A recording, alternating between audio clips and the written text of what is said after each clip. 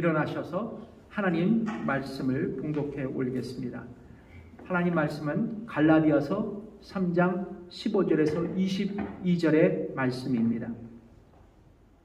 갈라디아서 3장 15절에서 22절의 말씀, 15절 제가 읽겠습니다. 형제들아, 사람의 예도로 말하노니 사람의 언약이라도 정한 후에는 아무나 폐하거나 더하거나 하지 못하느니라.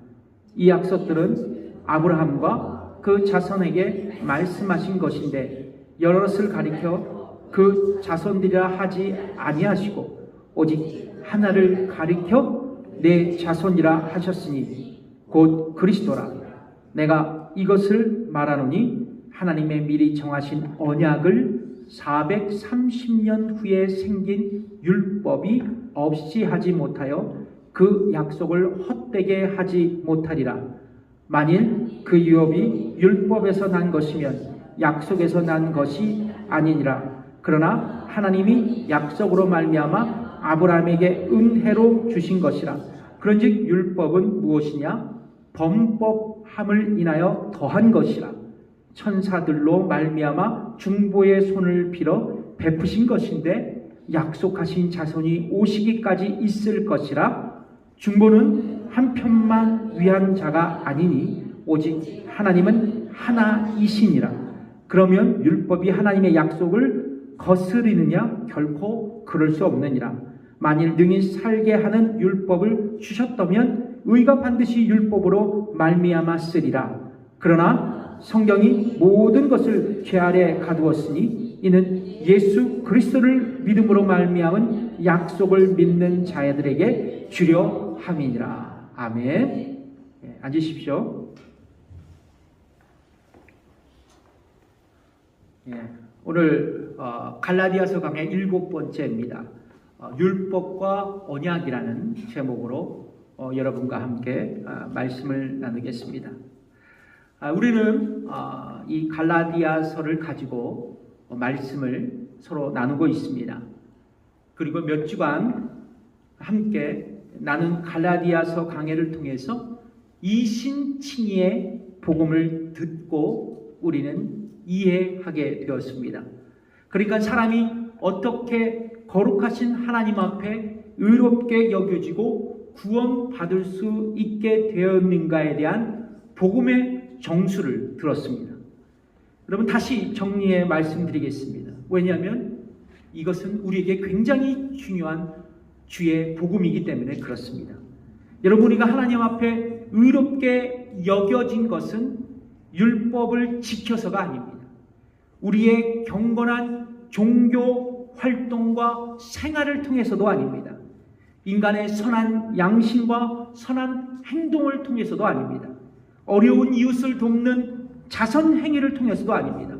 어떠한 인간의 공로가 우리를 의롭게 만든 것도 아닙니다. 오직 예수 그리스도의 십자가의 공로 때문입니다. 허물과 죄와 허물로 우리가 마땅히 받아야 할 저주를 그리스도께서 십자가 위에서 대신 받으셨고 죽은 지 3일 만에 부활하셔서 죄의 권세로부터 우리를 자유케 하셨기 때문입니다. 그런데 이 십자가에 달려 나를 위해 속죄하신 예수님을 우리가 믿으면 우리의 죄가 예수님께로 전가되고 예수님의 의가 우리에게 전가되어 하나님께서 우리를 보실 때 우리를 의롭다고 칭하여 주시고 그리스도의 의의 옷을 덧입은 우리를 당신의 자녀로 입양해 주셔서 우리를 구원으로 인도하셨던 것입니다. 그러므로 여러분, 우리가 의롭게 되고 궁극적으로 구원받기 위해서는 오직 그리스도를 믿는 믿음뿐입니다. 그래서 여러분, 갈라디아서에서 바울은 율법의 행위가 있어야, 더 좀 자세히 말하자면 할례를 받아야 온전한 구원을 받을 수 있다고 외친 다른 복음을 들었던 그리고 마음이 흔들렸던 갈라디아 교회 성도들을 향해서 참으로 어리석은 생각을 하고 있다고. 그래서 여러분, 여러분은 예수 그리스도의 십자가를 똑똑히 바라보라고 갈라디아 교회 성도들을 책망하고 있던 것이었습니다. 그래서 갈라디아서 3장 1절에 이렇게 기록하고 있죠. 같이 읽겠습니다. 시작. 어리석도다 갈라디아 사람들아, 예수 그리스도께서 십자가에 못 박히신 것이 너희 눈앞에 밝히 보이거늘 누가 너희를 꾀더냐. 그런데 이 지점에서 우리가 한 가지 질문이 생깁니다. 궁금증이 있어요. 여러분, 율법을 지킴으로써 인간이 의롭다함을 얻지 못하고 구원을 얻지 못하는 것이라면 도대체 하나님은 우리에게 율법을 왜 허락하셨을까? 우리에게 하나님께서 율법을 허락하시는 이유는 뭘까? 그러니까 오직 예수 그리스도의 십자가로 구원받은 우리에게 그렇다면 율법이 하는 기능은 무엇인가? 우리에게 율법이 어떤 은혜로 다가올까라는 것입니다. 첫 번째, 읽어볼까요? 시작. 율법은 은혜의 언약을 헛되게 할 수 없다는 것입니다. 여러분, 성경에 보면 다양한 언약들이 기록되어 있어요. 영어로 커버넌트라 그러죠. 좀 쉬운 말로 표현하면 이 언약을 약속이라고 합니다. 보통 언약이라고 하면 개인이나 집단 사이에 서로 신뢰 관계를 확인하는 차원에서 행해지는 일종의 약속입니다. 이런 언약은 크게 두 가지로 나눌 수 있습니다. 하나는 수평적인 차원의 언약입니다. 그러니까 특정한 개인이나 집단 또는 국가 사이에 맺는 언약을 가르치는 것입니다. 그러니까 예를 들자면 개인과 개인대, 성경에 보면 다윗과 요나단이 맺은 언약이 있습니다. 여러분, 사무엘상 18장 3절을 한번 읽어볼까요? 시작. 요나단은 다윗을 자기 생명같이 사랑하여 더불어 언약을 맺었으며. 그러니까 개인 대 개인의 언약이죠. 자, 또 다른 하나는 수직적인 차원에서의 언약입니다. 성경에 보면 하나님께서 특정한 개인이나 집단과 더불어 맺으신 다양한 언약들이 기록되어 있습니다. 그 중에 특별히 하나님과 아브라함 간에 맺은 약속, 그 언약은 대표적이라고 할 수 있습니다. 여러분, 하나님은 갈다의 우리에서 살고 있었던 아브라함을 부르십니다. 그 장면이 창세기 12장 1절과 2절에 나오죠. 우리 천천히 읽어볼까요? 시작. 여호와께서 아브라함에게 이르시되 너는 너의 본토 친척 아비집을 떠나 내가 내게 지시할 땅으로 가라. 내가 너로 큰 민족을 이루고 내게 복을 주어 내 이름을 창대케 하리니 너는 복의 근원이 될지라. 여러분, 이 구절을 보시면 하나님은 아브라함을 콜링하실 때 세 가지의 약속을 하십니다. 언약을 하신다는 거예요. 자, 첫 번째 뭐예요? 내가 내게 지시할 땅으로 가라. 그러니까 땅을 주겠다고 약속합니다. 두 번째는 뭐냐면 내가 너로 큰 민족을 이루리라. 자손을 주겠다고 약속합니다. 그리고 세 번째, 내게 복을 주어 창대케 하겠다. 축복하겠다는 것입니다. 자, 그런데 이 아브라함은 이 여호와의 말씀을 믿고 확신하며 본토 친척 아비집을 떠나게 됩니다. 그런데 어느덧 많은 세월이 지났습니다. 그러나 아브라함에게 약속하신 하나님의 언약은 이루어지지 않았습니다. 다만 그에게 경제적인 부요만 있을 뿐 자녀도 없었고 그리고 영구히 거주할 땅도 아직 없었습니다. 이로 인해 아브라함은 보이지 않는 미래에 대한 두려움과 조바심 그리고 초조함으로 살아가는 나날이었습니다. 그런데 어느 날 하나님께서 아브라함에게 다시 나타나셔서 이렇게 말씀하십니다. 창세기 15장 1절과 2절에 있는 말씀입니다. 읽어보겠습니다. 이후에 여호와의 말씀이 이 상중에 아브라함에게 임하여 가라사대 아브라함아 두려워 말라 나는 너의 방패요 너의 지극히 큰 상급이라. 아멘. 아브라함은 이 말씀을 듣고 이렇게 반응합니다. 2절의 말씀이에요. 창세기 15장 2절 읽겠습니다. 시작. 아브라함이 가라되 주 여호와여 무엇을 내게 주시려나이까 나는 무자하오니 나의 상속자는 이 다메섹 엘리에셀이니이다. 아브라함은 나는 자식이 없어요. 주님, 나에게는 물질이 있지만 나에게 가장 중요한 자식이 없습니다. 그래서 나의 상속자는 나의 사환인 엘리에셀이 될 것입니다. 그때 하나님은 뭐라고 말씀하세요? 내 몸에서 날 자가 내 후사가 되리라. 이 말씀을 하시고 아브라함을 시청각 교육을 시키는 거예요. 아브라함을 끌고 밖에 나가서 하늘에 반짝이는 별들을 보시면서 저 하늘들의 별처럼 내 자손이 이와 같으리라 약속하시고 언약하셨습니다. 아브라함은 이 하나님의 언약을 믿었습니다.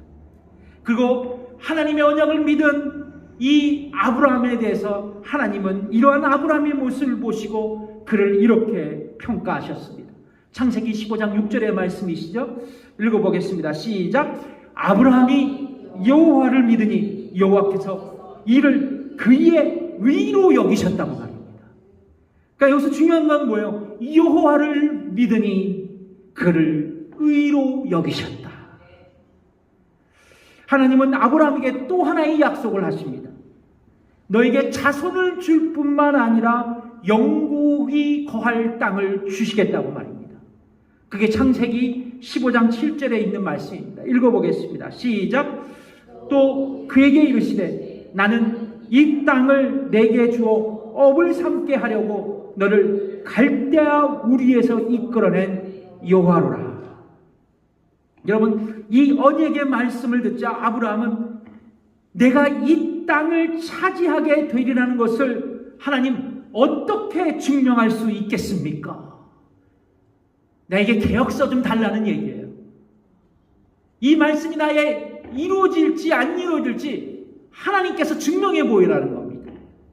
그때 하나님은 당신의 언약이 결코 변함이 없다는 것을 증명하기 위해서 흥미로운 방법으로 아브라함에게 다음과 같이 언약을 체결하십니다. 약속하신다는 거예요. 우선 창세기 15장에 있는 말씀이에요. 우선 아브라함에게 3년 된 암소와 3년 된 암염소와 그리고 3년 된 수양과 산비둘기와 집비둘기를 취하여 제사를 준비하라고 말씀합니다. 그리고 아브라함은 제물들을 잡아서 둘로 갈라버린 거예요. 쪼개서 제사를 준비했습니다.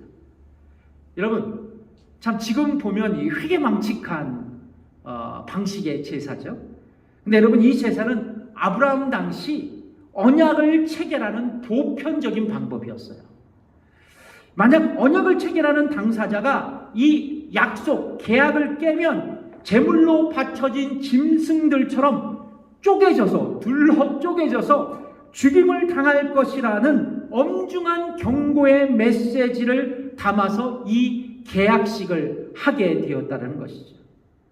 자, 그런데 놀라운 사실은 하나님께서 아브라함을 깊은 잠에 들게 하시고 하나님은 홀로 쪼개진 제물들 사이에 지나가셨어요. 그게 창세기 15장 17절에서 18절에 있는 말씀입니다. 읽어보겠습니다. 시작. 해가 져서 어두울 때 연기 나는 풀무가 보이며 타는 횃불이 쪼갠 고기 사이로 지나더라. 그날에 여호와께서 아브라함으로 더불어 언약을 세워 가라사대 내가 이 땅을 애굽 강에서부터 그 큰 강 유브라데까지 내 자손에게 주노니. 여러분, 17절을 보시면 연기 나는 풀무가 보이며 타는 횃불이 어디를 지나갔어요? 쪼갠 고기 사이로 지나갔습니다. 그러니까 쪼갠 고기 사이로 지나간 이 기이한 불이 바로 아브라함과 더불어 언약을 세우신 하나님이셨어요. 그러므로 하나님께서 쪼개진 재물들 사이로 지나가신 것은 뭐냐면 아브라함과 맺으신 언약은 반드시 이루시겠다는 약속이었어요. 하나님은 짐승들을 잡고 그 가운데로 지나가시면서 아브라함과 맺은 언약은 아무도 취소할 수도 없고 자신도 변경할 수 없다는 것을 선언하신 것이에요. 오늘 본문 갈라디아서 3장 15절의 말씀을 같이 읽어볼까요? 시작. 형제들아, 사람의 예대로 말하노니 사람의 언약이라도 정한 후에는 아무나 폐하거나 더하거나 하지 못하느니라. 그렇습니다. 사도 바울이 지금 뭐라고 말하고 있냐면 사람의 언약도 폐기되거나 변경될 수 없다는 거예요. 하물며 하나님께서 아브라함에게 약속하신 그 언약은 더욱더 폐기될 수 없고 수정될 수 없다고 바울은 이야기합니다. 여러분, 하나님은 자신이 약속하시고 언약하신 바를 이루도록 맹세로 보증하시는 분이세요. 그러니까 하나님의 약속은 이루어진다, 안 이루어진다? 완벽하게 이루어진다는 거예요.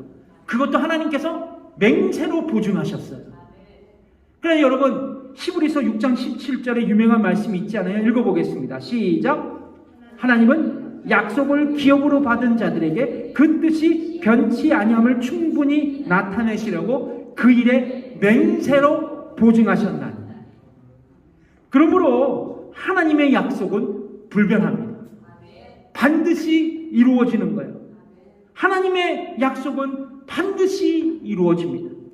그래서 여러분 복음성가에 보면 이런 찬양이 있죠. 한번 제가 찬양 1절만 같이 한번 드릴까요? 하나님은 한 번도 나를 실망시킨 적 없으시고 언제나 공평과 은혜로 지키셨네. 오 신실하신 주, 오 신실하신 주, 내 너를 떠나지 아니하리라. 하나님 한 번도 나를 실망시킨 적 없으시고 언제나 공평과 은혜로 나를 지키셨네. 오 신실하신 주, 오 신실하신 주, 내 너를 떠나지도 않으리라. 내 너를 버리지도 않으리라. 약속하셨던 주님, 그 약속을 지키사 이후로도 영원토록 나를 지키시리라 확신하네.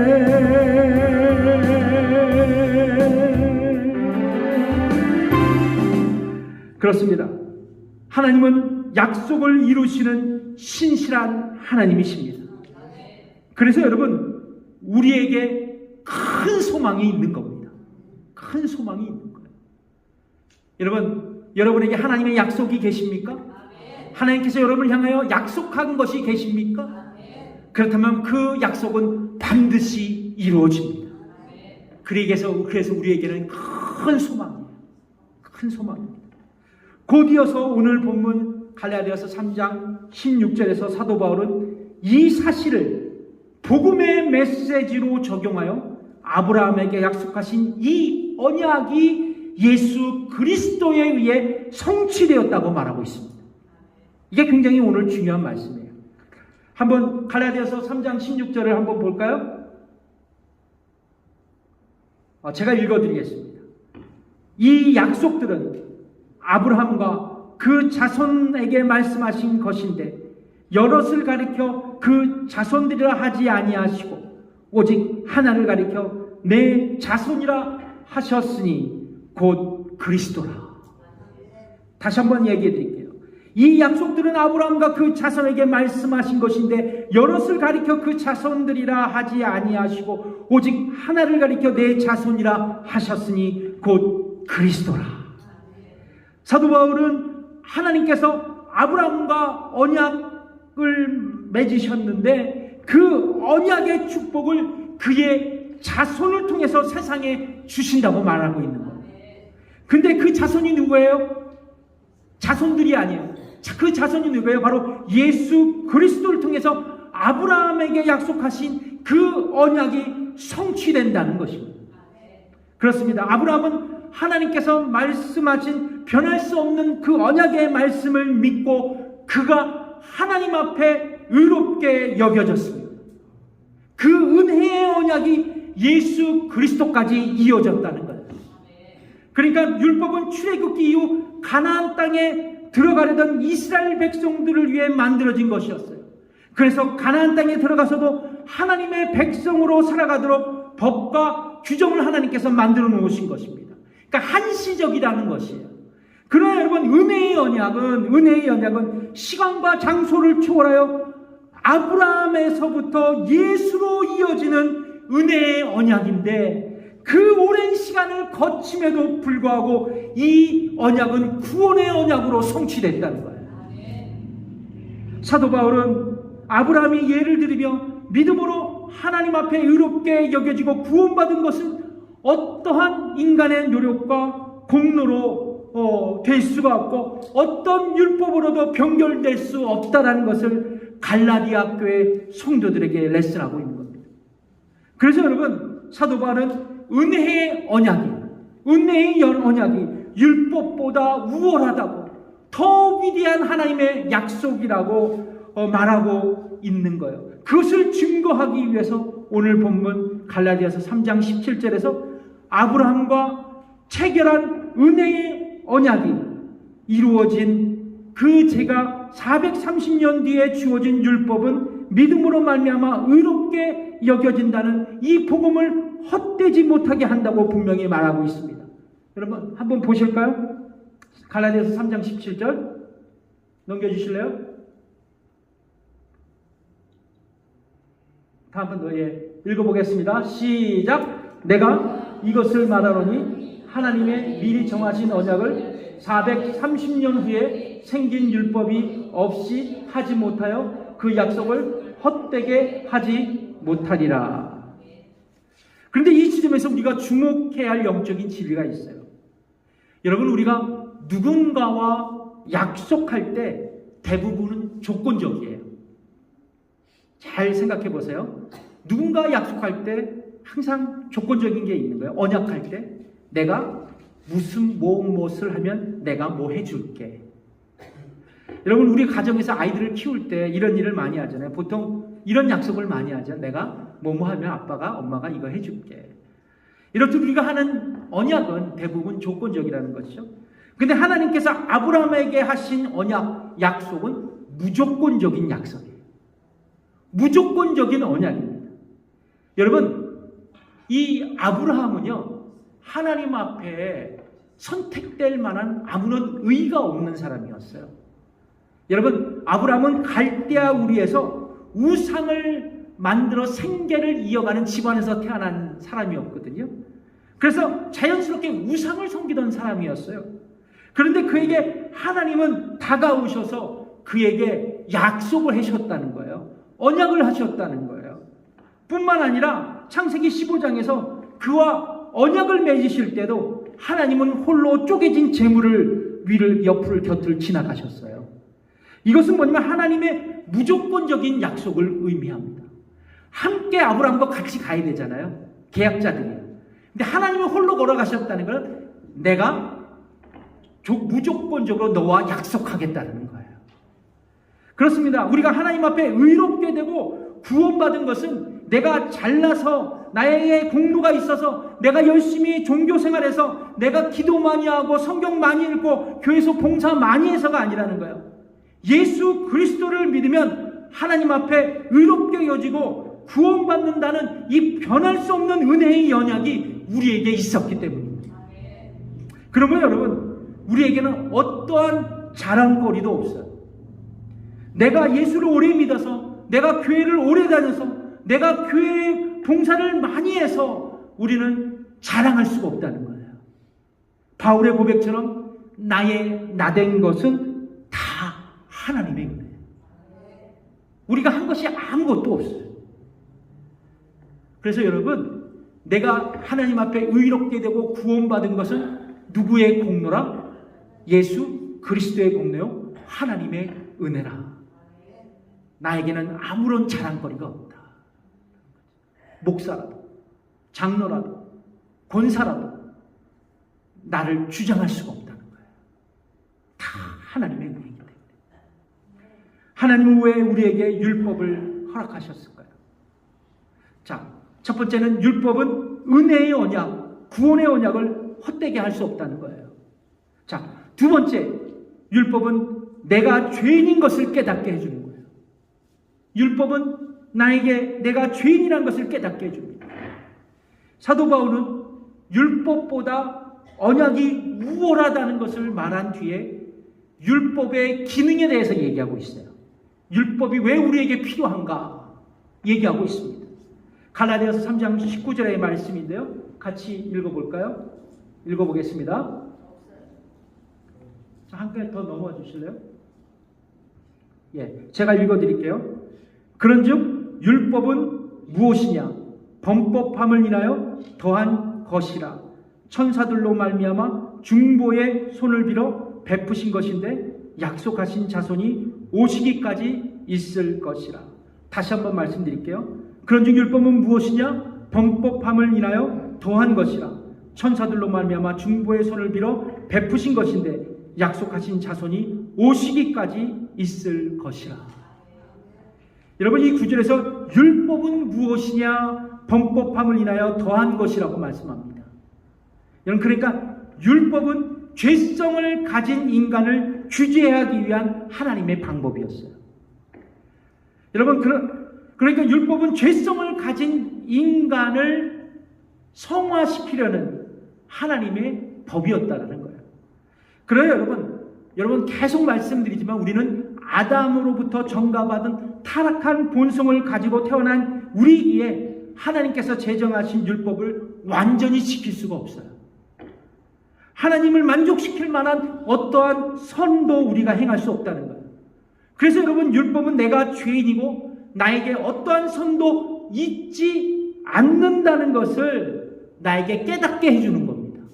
그래서 로마서 3장 20절 읽어볼까요? 시작. 그러므로 율법의 행위로 그의 앞에 의롭다 하심을 얻을 육체가 없나니 율법으로는 죄를 깨달음이라. 여러분, 우리는 율법을 통해서 우리가 죄인인 것을, 그리고 죄인이라는 사실을 깨달을 수 있는 거예요.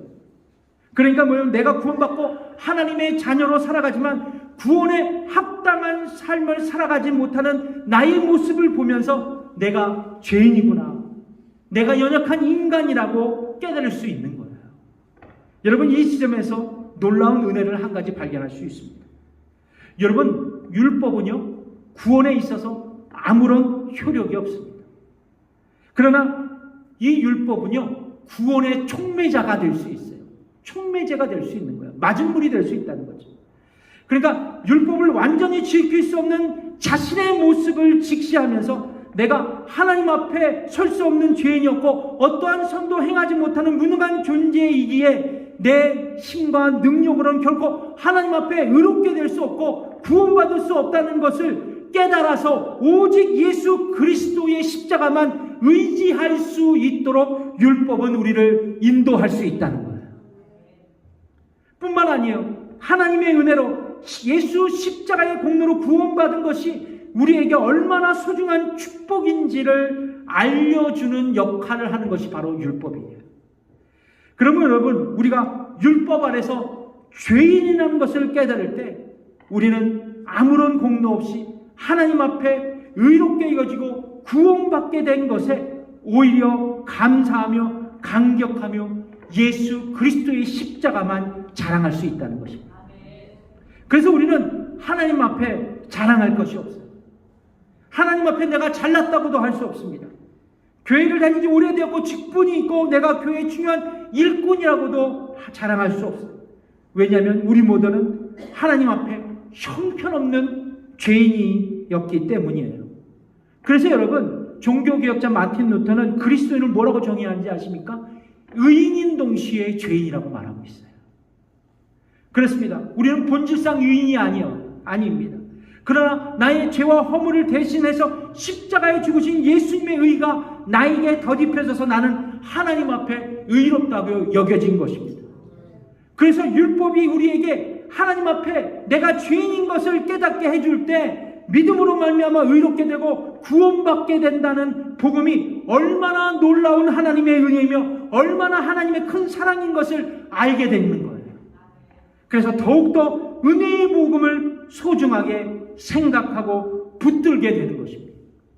그래서 여러분, 율법이 우리를 구원할 수 없지만 율법을 통해서 내가 죄인이라는 사실을 깨닫고 하나님을 붙들게 되고 나 같은 죄인을 구원하신 하나님의 은혜에 감사할 수 있게 되는 것이에요. 여러분, 그러므로 여러분, 언약과 율법과 언약은 서로 다른 게 아닙니다. 함께 가는 거예요. 우리는 하나님의 은혜의 언약으로 구원받았습니다. 그러나 중요한 것은 공짜로 받은 이 은혜에 대해서 우리는 감격하지 못해요. 왜냐하면 공짜로 받았기 때문에. 그러나 여러분, 이 한 가지 사실을 생각하십시오. 내가 구원받을 수 없는 죄인이었지만, 내가 하나님 앞에 설 수 없는 불의한 자였지만, 나 같은 죄인까지도 은혜로 구원해 주신 그 하나님의 은혜를 생각하신다면 내가 받은 구원의 은혜가 얼마나 감격이요 기쁨이겠습니까? 그래서 여러분, 한 가지를 꼭 기억해 주셔야 돼요. 나를 아는 은혜를 받자. 내가 얼마나 큰 죄인이었는가를, 내가 허물 많고 부족한 인간인가를 날마다 깨닫고 그리고 고백할 때 하나님이 주신 은혜의 구원이 더 크게 보이는 거예요. 나에게 그 구원의 은혜가 소중히 여겨지는 것입니다. 여러분, 날마다 나를 아는 은혜를 받는 저와 여러분이 되었으면 좋겠습니다.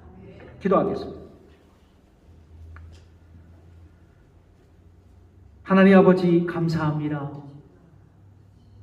우리는 하나님의 은혜의 언약으로 값없이 하나님 앞에 의롭게 되고 구원을 받았습니다. 우리가 이 귀중한 하나님의 구원을 받고도 구원의 감격과 기쁨을 잃어버리고, 이 위대한 하나님의 구원을 받고도 아버지의 값싼 구원으로 치부할 때가 있었습니다. 그러나 주님, 내가 구원받을 수 없었던, 의롭게 될 수 없었던 불의한 자, 그리고 죄인인 것을 날마다 묵상하고 깨달을 때, 내가 얼마나 큰 죄인인가를 하나님 앞에 고백할 때 하나님이 주신 그 구원의 은혜가 나에게 놀라운 하나님의 은혜의 언약이었음을 깨닫게 해준 줄 믿습니다. 주님, 우리 성도들 나를 아는 은혜를 받게 하여 주셔서 내가 얼마나 하나님 앞에 죄인이었고 내가 하나님 앞에 부족한 사람인가를 날마다 생각하며 나에게 주신 그 구원의 은혜에 감격하며 기쁨으로 하나님께 영광 돌릴 수 있는 저와 우리 모든 교회 성도들이 되게 해 주옵소서. 감사드리며 예수님의 이름으로 기도드립니다. 우리 다 함께 일어나셔서 아버지 사랑 내가 노래해 찬양하겠습니다.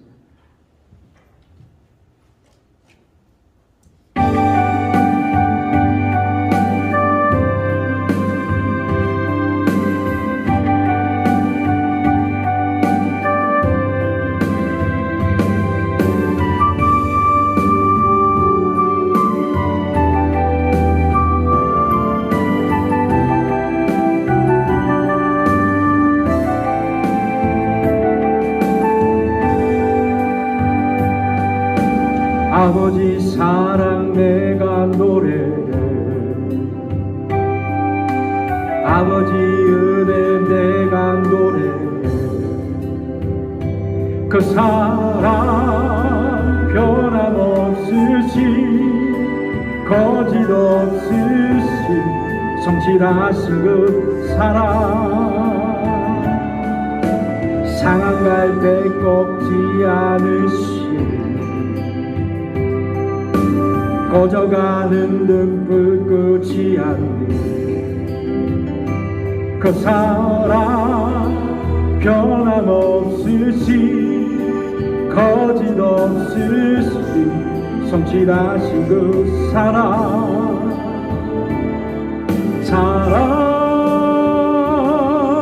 그 사랑 날 위해 죽으신 날 위해 다시 사신 예수 그리스도 다시 오실 그 사랑 죽음도 생명도 천사도 하늘의 어떤 곳에도 끊을 수 없는 영원한 그 사랑 예수.